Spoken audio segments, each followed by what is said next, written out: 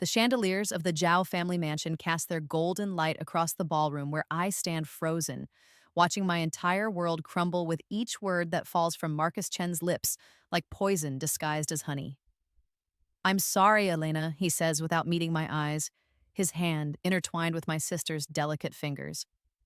But Lily is pregnant with my child. She's the one I truly love. You were just convenient while I built my career. The words hit me like physical blows, each syllable a dagger twisting deeper into my chest as I realized that this engagement party, this celebration I've been planning for months, this moment I thought would be the beginning of my happily ever after, is actually my public execution disguised as a social gathering. The room erupts in whispers that sound like hissing snakes, and I can feel the eyes of Shanghai's elite society boring into me, their gazes filled with pity and barely concealed satisfaction at seeing the proud Elena Zhao brought low. My adoptive father, Robert Zhao, steps forward with that practiced expression of regret he wears during difficult board meetings, his silver hair gleaming under the lights as he delivers the final blow. Elena, dear, you must understand that Lily is our real daughter, our blood, and family comes first. It always has and always will. The way he says real daughter makes it clear exactly what I am: a fake, a placeholder, a temporary inconvenience that has outlived its usefulness. My adoptive mother, Patricia Zhao, nods tearfully beside him, her perfectly applied makeup somehow still intact despite the crocodile tears streaming down her cheeks, and her voice trembles with fake emotion as she delivers her rehearsed lines. We found Lily last year, our biological daughter, who was switched at birth. And while you've been wonderful, Elena, truly wonderful, now our real family is complete, and we must do what's best for our bloodline. The way she emphasizes real family tells me everything I need to know about where I stand in this carefully orchestrated betrayal, and I realize with growing horror that every moment of the past year has been leading to this. Every small cruelty and exclusion has been building toward this ultimate humiliation. Through the haze of shock and devastation, the memories come flooding back like a dam bursting, showing me all the signs I was too blind with love and loyalty to see.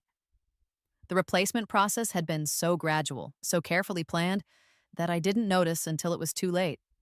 First, Lily arrived with her sweet smile and innocent eyes, claiming to be the Zhao family's real daughter with DNA tests that Robert had privately arranged, tests I was never allowed to see or verify.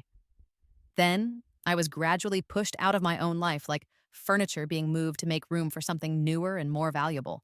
Moved from my childhood bedroom to the servants' quarters because Lily needs the larger room to feel comfortable.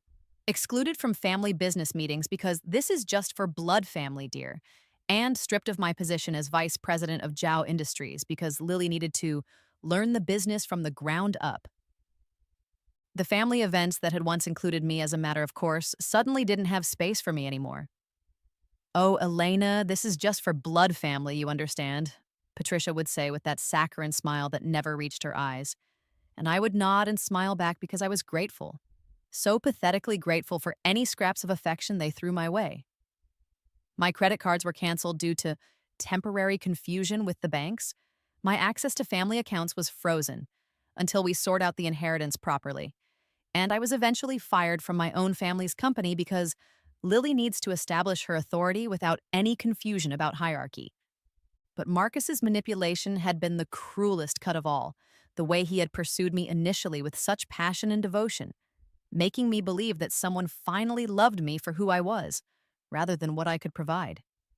He had used my love like a weapon against me, making me help him secure contracts and provide insider information about Zhao Industries, while secretly planning to betray me all along. When Lily appeared, he had smoothly transferred his attention to her while keeping me as his backup plan, his safety net, his convenient fool who would do anything for a kind word and a gentle touch. Standing in this ballroom surrounded by the wreckage of my life, I remember all the subtle signs of Patricia's cruelty that I had dismissed as tough love. The way she always compared me unfavorably to other girls, saying things like, "If only you were more like the Morrison girl, so elegant and refined," or, "You're so lucky we took you in, considering your background, not everyone would have been so generous." Her backhanded compliments had been constant. "You're pretty enough, I suppose, though not in the classical way," and "You're quite intelligent for someone from your circumstances." When I tried to assert myself or express hurt feelings, she would deploy her emotional manipulation with surgical precision. After everything we've done for you, Elena, after all the love and opportunities we've given you, this is how you repay us. Robert's cold calculation had been wrapped in the language of business efficiency, but looking back, I can see how he never showed genuine affection. Only business-like approval when I performed well in school or at company functions. He constantly reminded me of my debt to the family, making me sign papers I didn't understand with explanations like, just family business, don't worry your pretty head about it. And now I realize those papers were probably transferring my rights to everything I thought was mine.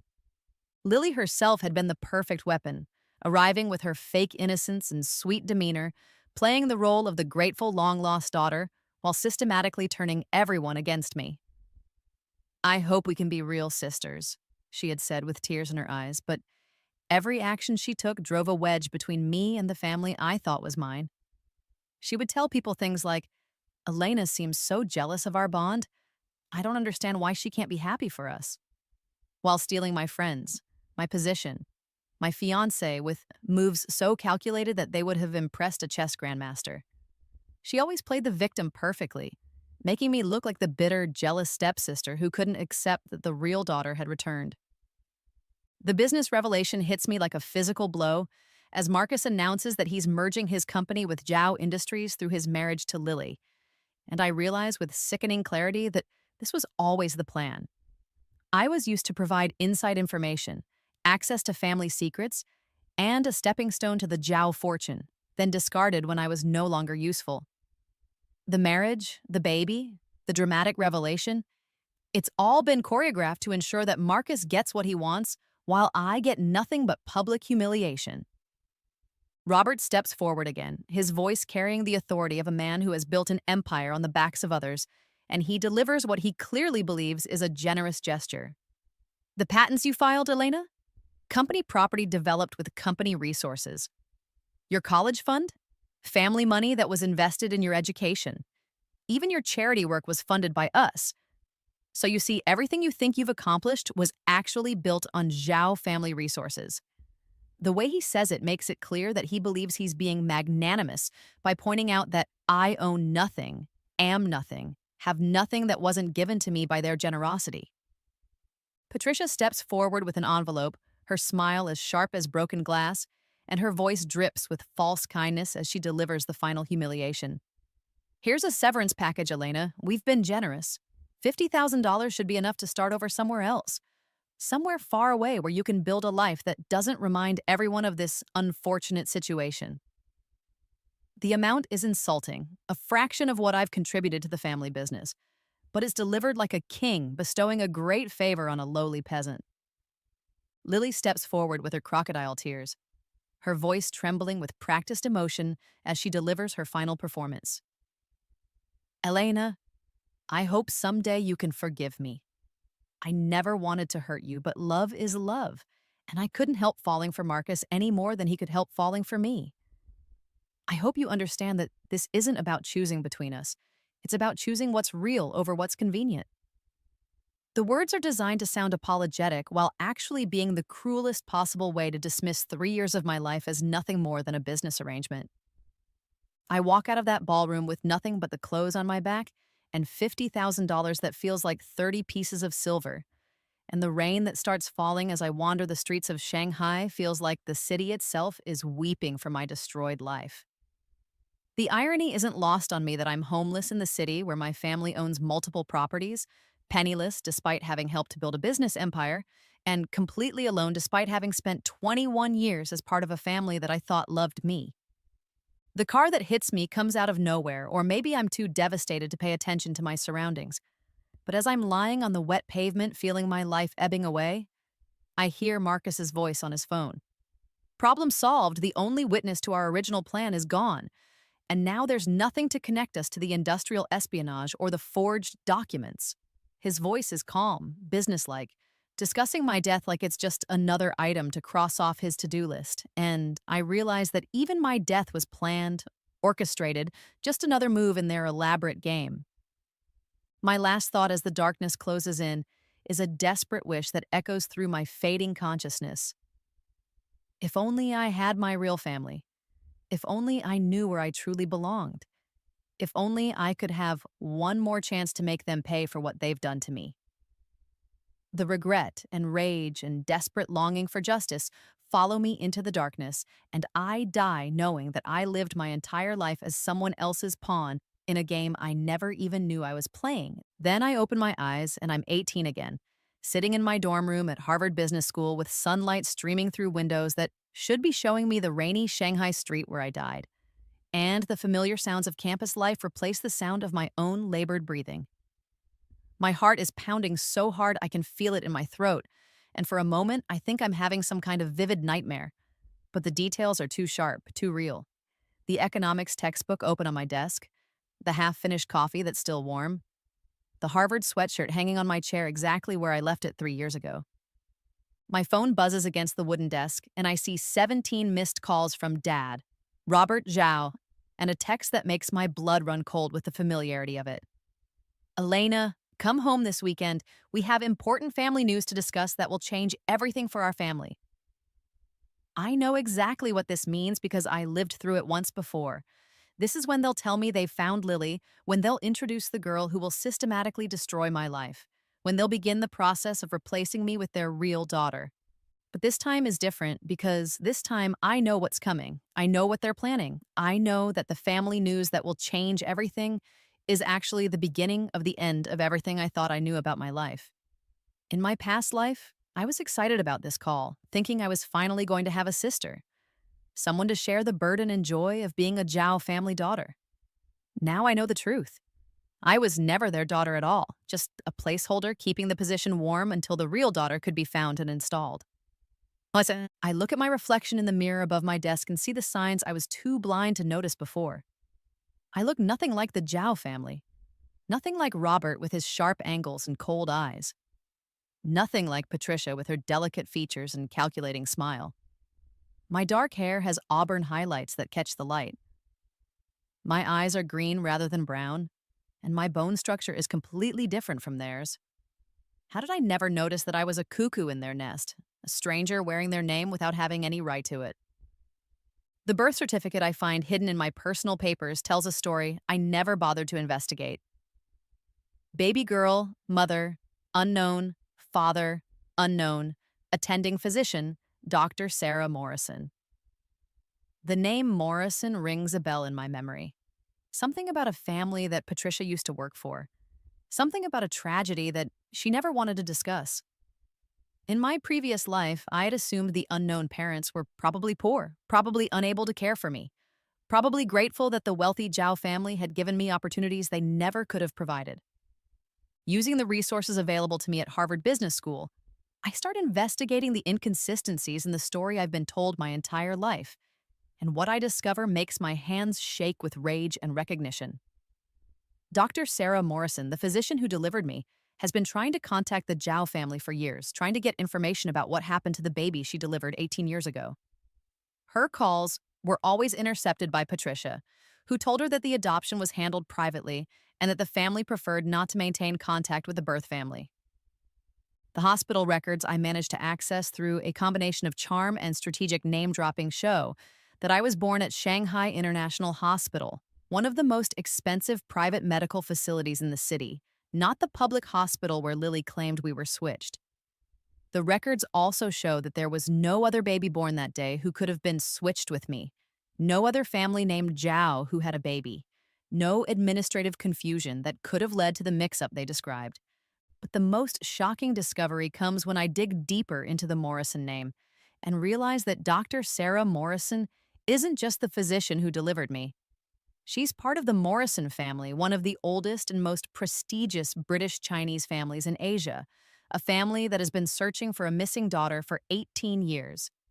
The Morrison family, I discover, owns Morrison International Tea Company, a multi-billion-dollar empire that spans 3 continents and has been built over 6 generations of careful expansion and strategic marriages. When I finally work up the courage to call Dr. Morrison, her voice breaks when she hears my name. Elena, is it really you? My dear child, we've been searching for you your entire life. We never gave up hope that we would find you someday. Her words hit me like a physical blow because they're filled with the genuine love and desperate relief that I never heard in Patricia's voice.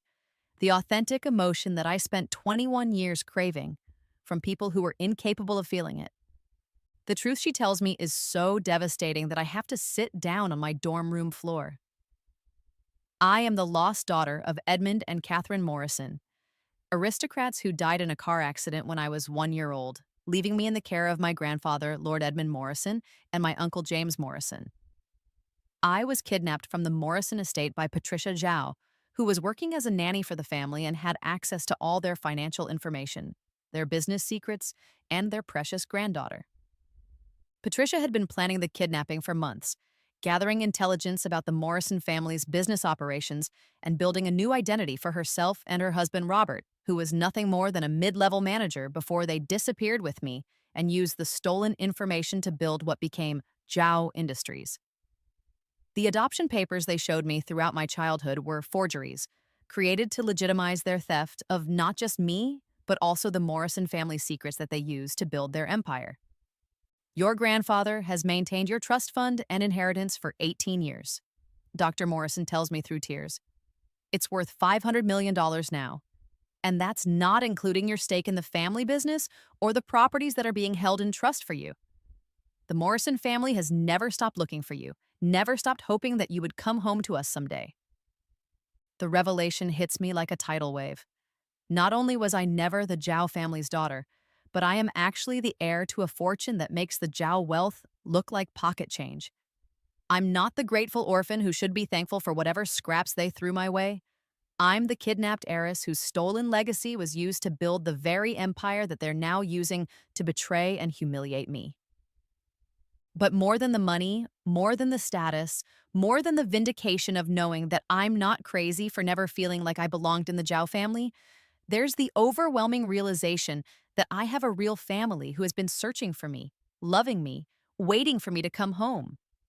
Lord Edmund Morrison, my grandfather, has been keeping my parents' room exactly as they left it, maintaining the nursery they prepared for me, and holding on to the hope that someday his granddaughter would return to claim her birthright. The irony is so perfect, it's almost poetic. The Zhao family is planning to discard me for their real daughter, not knowing that I was never their daughter to begin with, not realizing that they're actually setting me free to return to a family that will welcome me with open arms and resources that dwarf anything they could ever offer. They think they're trading up by choosing Lily over me, but they're actually giving me the greatest gift they could possibly give, the motivation and opportunity to reclaim my real identity and destroy them with the truth. As I sit in my dorm room holding the phone number for Morrison Estate in England, I realized that my rebirth wasn't just about getting a second chance to avoid the mistakes of my previous life. It was about finally finding out who I really am and where I really belong. The Zhao family wanted to replace me with their real daughter, never knowing that I was never theirs to replace in the first place. The phone call to Morrison Estate changes everything, and when I hear my grandfather's voice for the first time, the emotion in his words makes me understand what real family love sounds like. Elena, my precious granddaughter, we've been waiting for you to come home for 18 years, and not a day has passed that we haven't thought about you and prayed for your safe return. Lord Edmund Morrison's voice breaks with genuine tears, and I can hear the decades of grief and hope wrapped up in every word he speaks. Within 24 hours, the Morrison family has mobilized resources that make the Zhao family's wealth look like a children's allowance. Private investigators, international lawyers, security teams, and diplomatic contacts all working together to verify my identity and prepare for what's coming next. The DNA tests confirm what we all know to be true. The legal paperwork to reclaim my inheritance is expedited through channels I didn't know existed, and the investigation into the Zhao family's fraud and kidnapping is launched with the kind of thoroughness that only comes from having unlimited resources and 18 years of pent-up determination. When Marcus Chen approaches me at the Harvard coffee shop with his practiced charm and calculated smile, I'm ready for him in ways he could never imagine. Elena Zhao? He says with that smooth confidence that once made my heart flutter. I'm Marcus Chen. I've heard about your business acumen from several professors, and I was hoping we could discuss some potential collaboration opportunities. His eyes are already calculating the value of my supposed connections, the access I could provide to Zhao Industries, the strategic advantage of getting close to the heir of a major Chinese business family. Actually, it's Elena Morrison, I reply with a smile that doesn't reach my eyes. And I've heard about your reputation too, Marcus, though I suspect we've heard different things about each other. The confusion that flickers across his face is delicious, and I can see him trying to process this unexpected development while maintaining his confident facade. I record our entire conversation on my phone, capturing every word as he pivots smoothly into his pursuit of the Morrison heir instead of the Zhao daughter, admitting his mercenary intentions with a frankness that will destroy him later. I'm particularly interested in how you identify and target potential romantic partners based on their family wealth and business connections, I say with mock academic interest. It seems like such a calculated approach to personal relationships. His response is everything I need to destroy him. Well, you have to be strategic about these things, Elena. Love is a luxury that people like us can't afford. Marriage is a business partnership, and I always make sure my partners bring substantial value to the table. The recording of this conversation gets sent immediately to my Morrison family's security team, who begin the process of destroying Marcus Chen's reputation and career prospects with the kind of systematic thoroughness that only comes from having professional resources and unlimited motivation. His scholarship gets revoked due to irregularities in his application. His internship opportunities disappear as companies receive anonymous tips about his character, and his academic reputation crumbles as professors receive documentation of his manipulative behavior toward female students.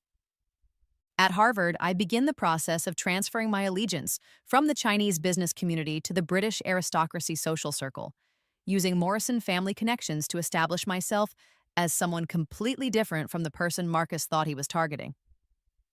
The transformation is remarkable. Instead of being Elena Zhao, the grateful adoptee trying to prove her worth to her family, I become Lady Elena Morrison, the kidnapped heiress returning to claim her birthright with centuries of aristocratic breeding and unlimited resources behind her. The return to the Zhao mansion is orchestrated with the kind of precision that would make a military general proud. Instead of going alone and vulnerable as I did in my previous life, I arrive accompanied by a full entourage that announces my new status to anyone with eyes to see. Lord Edmund Morrison, my grandfather, whose presence commands respect from Shanghai's elite. James Morrison, my uncle and CEO of Morrison International, whose business reputation precedes him into every room. Alexander Morrison, my 25-year-old cousin and heir to the family estate, whose protective instincts toward me are already becoming something deeper, and a full legal team carrying enough documentation to bury the Zhao family in litigation for the next decade. The confrontation doesn't wait for their carefully planned family meeting.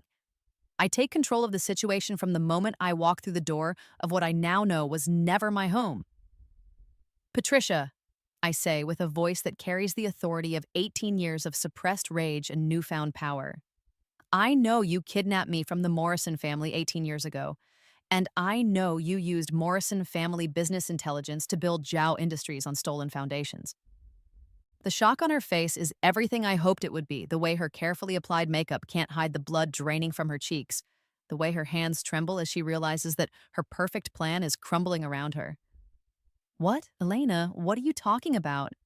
We adopted you legally. We have all the paperwork. We've been your family for your entire life. She stammers, but her voice lacks the confidence she's always used to manipulate me. Show me the real adoption papers, I demand, my voice carrying the cutting edge of someone who has nothing left to lose and everything to gain. Show me the hospital records that prove your story. Show me anything that validates the lies you've been telling me my entire life.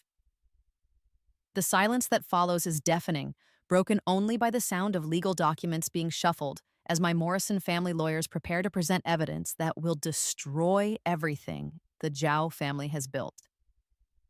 Robert tries to maintain his business-like composure, but under the pressure of facing legal action from one of the most powerful families in Asia, he begins to crack like a dam under too much pressure. The confession comes in pieces, each admission more devastating than the last. Patricia stole me during a domestic dispute when the Morrison family was grieving my parents' death and temporarily vulnerable. They forged adoption papers and paid off officials to legitimize their theft. They used Morrison family business intelligence that Patricia had gathered as their nanny to build Zhao Industries from the ground up. They've been living off stolen legacy for 18 years while keeping me ignorant of my true identity. We gave you a good life, Robert pleads desperately. We provided for you, educated you, gave you opportunities you never would have had otherwise. Doesn't that count for something? Doesn't that earn us some mercy?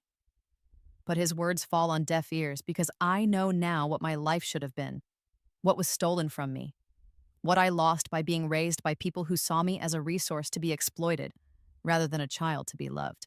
Right on schedule, Lily makes her entrance, but this time I'm prepared for her in ways she could never anticipate.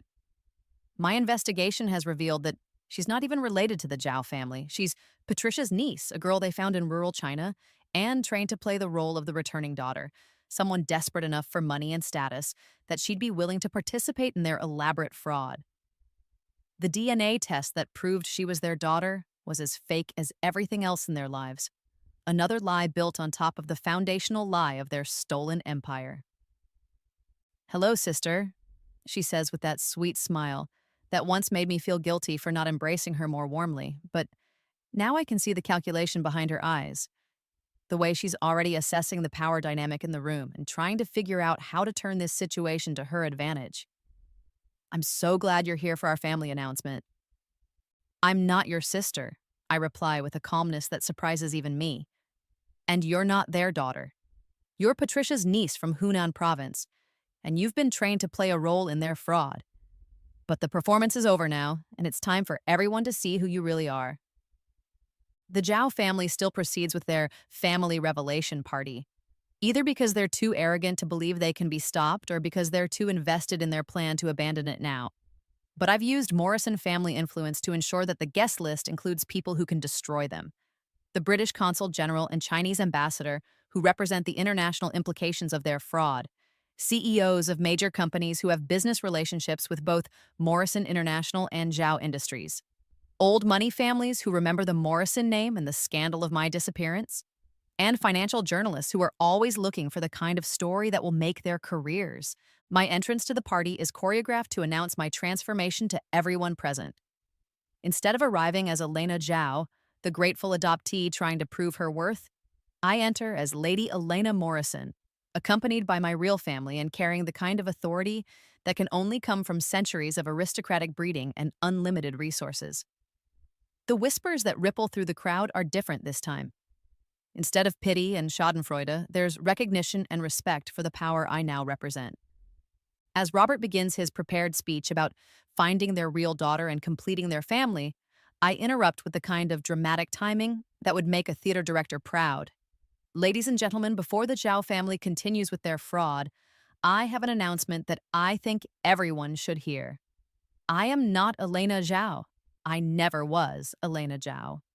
I am Lady Elena Morrison, the kidnapped daughter of the Morrison family, and I have returned to reclaim my birthright and expose the truth about how Zhao Industries was really built." The room erupts in gasps and murmurs as I present the evidence that destroys their lives. Original hospital records showing my true parentage, DNA test results confirming my Morrison heritage, police reports from my original disappearance 18 years ago, and financial records showing how Zhao Industries was built using stolen Morrison family business intelligence. Each piece of evidence is like a nail in their coffin, and I can see the exact moment when everyone in the room realizes that they're witnessing the collapse of one of Shanghai's most prominent families. Patricia breaks down completely under the pressure, her careful facade crumbling as she confesses to the kidnapping in front of Shanghai's elite. "I didn't mean for it to go this far. I just wanted a better life for my family. I thought the Morrisons would never find her. I thought she would be better off with us than growing up as an orphan." Her confession is recorded by multiple phones and news crews, ensuring that there will be no way to take back the words that destroy her forever. Robert's business partners immediately begin distancing themselves from him, their faces showing the calculation of people who know a sinking ship when they see one. Marcus tries to approach me, probably thinking he can salvage something from this disaster, but Alexander physically blocks his path with the kind of protective instinct that makes my heart skip despite everything else that's happening. "I don't think Lady Morrison wants to speak with you," Alexander says with aristocratic politeness that doesn't hide the threat underneath. Lily's revelation as a fraud comes when her DNA test results are read publicly, showing no genetic connection to anyone in the Zhao family. The girl who arrived with such fanfare as the returning daughter is exposed as nothing more than a paid actress in Patricia's elaborate scheme. And the look of betrayal on her face shows that she's as much a victim of Patricia's manipulation as I was, just in a different way. The recording I made of Marcus admitting his mercenary approach to relationships plays over the sound system, his voice carrying clearly through the shocked silence. You have to be strategic about these things. Love is a luxury that people like us can't afford. Marriage is a business partnership, and I always make sure my partners bring substantial value to the table. The words destroy his reputation instantly, and I can see his carefully constructed facade crumbling as everyone realizes exactly what kind of person he really is.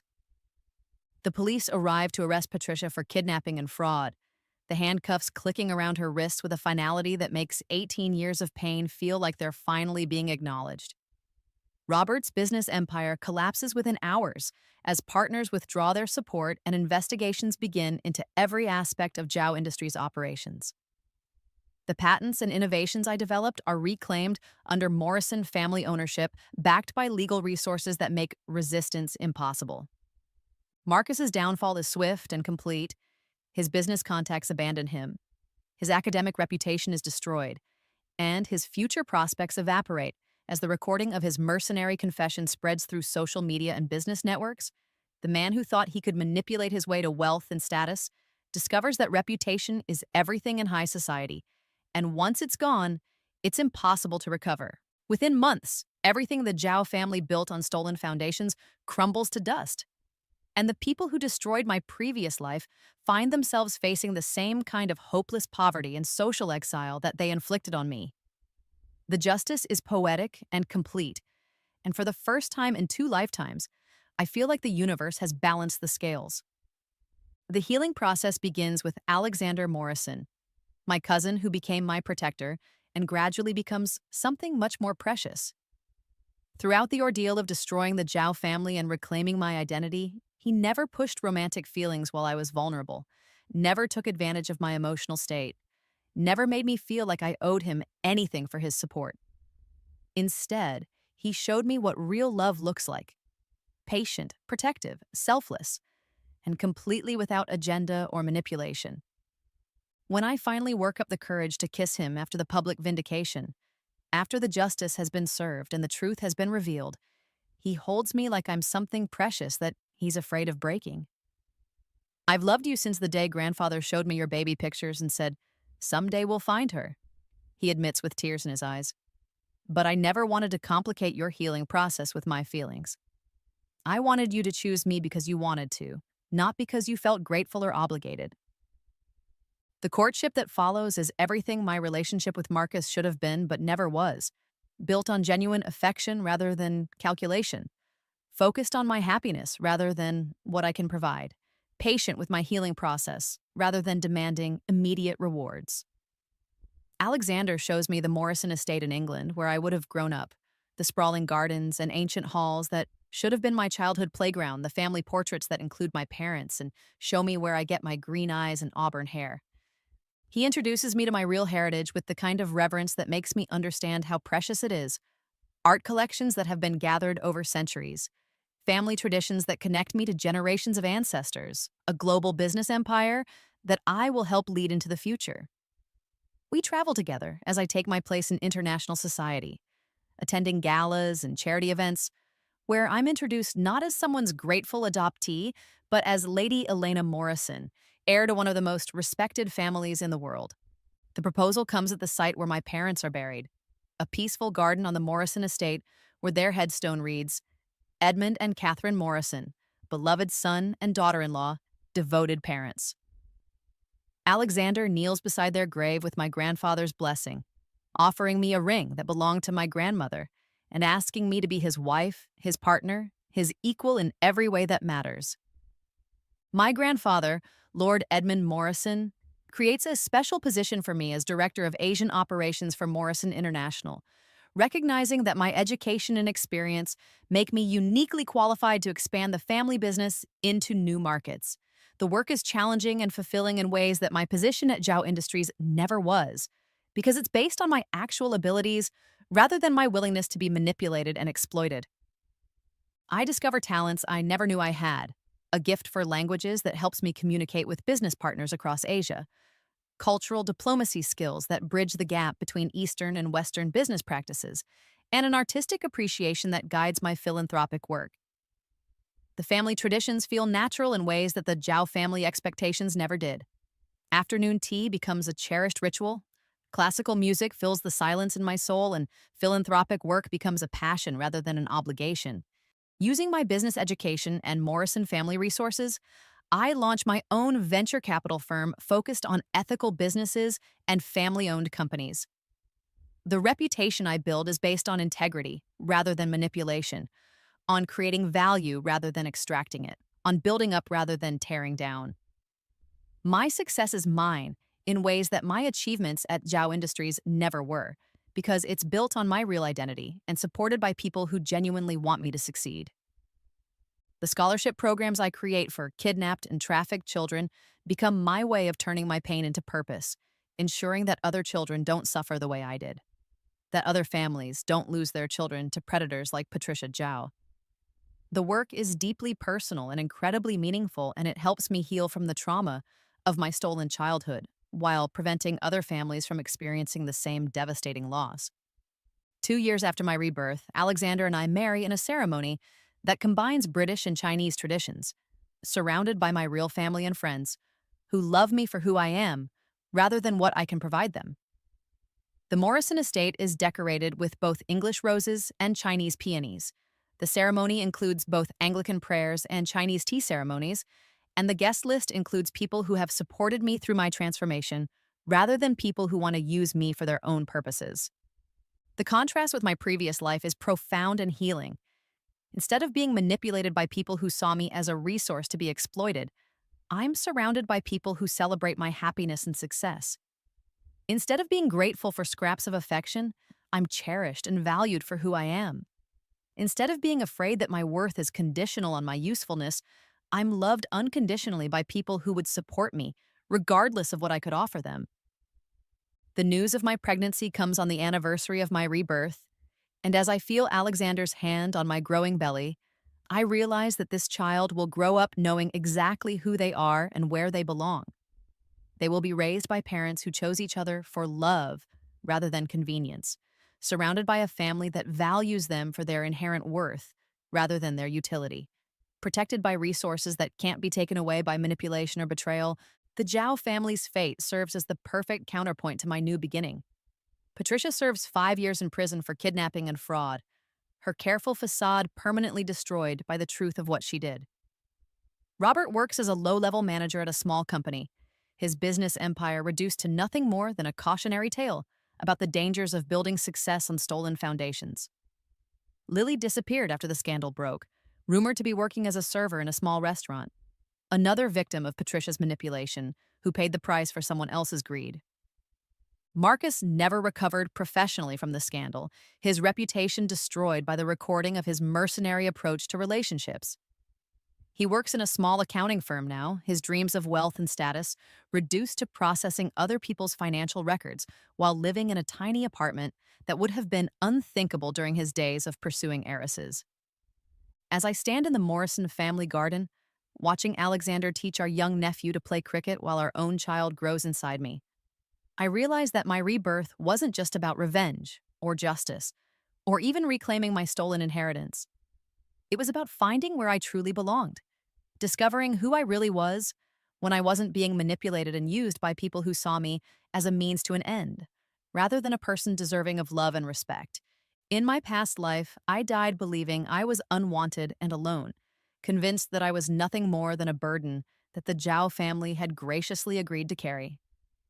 In this life, I live knowing that I am cherished by people who searched for me for 18 years, who never gave up hope that I would come home, who welcomed me with open arms and resources that reflect the value they place on having me in their lives. The irony is perfect and complete. The Zhao family thought they were discarding me for their real daughter, never knowing that they were actually setting me free to find my real family, my real inheritance, my real purpose in life. They thought they were choosing her over me, but fate was choosing my real family over their lies, choosing love over manipulation, choosing truth over the comfortable fiction that had sustained their stolen empire. And this time, I didn't just survive their betrayal. I thrived beyond their wildest dreams, built a life that would have been impossible if I had remained trapped in their web of lies and manipulation. The girl they thought was disposable became a woman who could destroy them with a phone call, and the family they thought was replaceable became the foundation for a happiness they could never understand or appreciate. As I watch the sunset paint the Morrison estate in shades of gold and crimson, I think about the scared, broken girl who died in the rain on a Shanghai street, and I whisper a promise to her memory. You were never alone, you were never unwanted, you were never disposable, you were just lost, and now you're home.